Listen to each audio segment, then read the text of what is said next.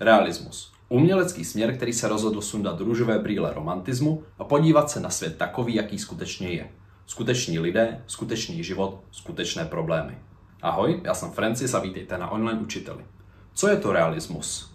Realismus je literární a umělecký směr, který se objevil ve 40. letech 19. století ve Francii jako reakce na idealizující romantismus. Zatímco romantici utíkali do snů, minulosti a exotiky, realisté se rozhodli zůstat nohama na zemi. Chtěli zachytit skutečnost takovou, jaká je, bez přikrášlování, sentimentu nebo přehánění. Realisté zkoumali každodenní život, společenské vztahy, mezilidské konflikty a morální dilemata. Ukazovali lidi v jejich přirozeném prostředí, často střední třídu, úředníky, rolníky nebo měšťany. Nehledali krásu ve výjimečnosti, ale v pravdě. Jaké jsou hlavní znaky realismu? Realismus měl několik klíčových charakteristik, podle kterých ho bezpečně poznáte. Za prvé, zobrazování reality bez idealizace.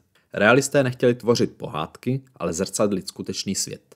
Za druhé, důraz na detail. Autoři realistických děl si zakládali na přesném popisu prostředí, charakterů i dialogů.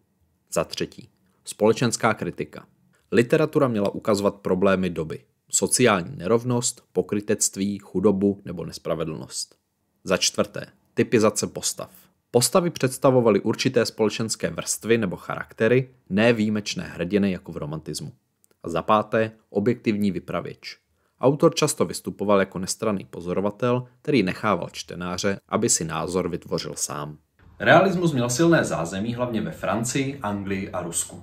Mezi ty nejvýznamnější autory ze světové tvorby patří Honoré de Balzac, francouzský spisovatel, autor monumentálního cyklu Lidská komedie, ve kterém detailně vykreslil tehdejší francouzskou společnost. Gustave Flaubert, jeho dílo Paní Bovaryová, ukazuje tragický osud ženy, která podlehla romantickým iluzím. Flaubert byl známý svým důrazem na stylistickou přesnost. Charles Dickens, anglický autor, který ve svých dílech jako Oliver Twist nebo David Copperfield ukazoval na bídu, nespravedlnost a pokrytectví viktoriánské společnosti. Lev Nikolajevič Tolstoj, ruský klasik, který realisticky zachytil proměny ruské společnosti v románech jako Vojna a mír nebo Anna Kareninová. Fjodor Michaljovič Dostojevský. Ve svých psychologicky hlubokých dílech jako Zločin a trest či Bratři Karamazovi ukazuje temné stránky lidské duše a morální dilemata. Podívejme se teď na realismus v české literatuře. Český realismus se začal rozvíjet v druhé polovině 19. století v době tzv. Májovců a realistické generace. Jeho hlavním cílem bylo zachytit českou společnost tak, jak skutečně vypadala. Nejen v Praze, ale i na venkově. Mezi nejvýznamnější spisovatele zde řadíme za prvé Jan Neruda a jeho povídky malostranské, které jsou vrcholem českého realismu. Neruda mistrně zachycuje každodenní život obyčejných lidí, jejich radosti, starosti i drobné tragédie. Karolína Světlá. Zaměřila se na ženské hrdinky a život na venkově, například ve svém románu Kříž u potoka. Alois Jirásek. Věnoval se historickému realismu, ale s realistickým přístupem. Jeho postavy nejsou černobílé, ale uvěřitelné. Tereza Nováková. Ve svých prózách zpracovávala život venkovských žen a kriticky nahlížela na tehdejší společenské poměry. Realismus inspiroval i v umění a architektuře.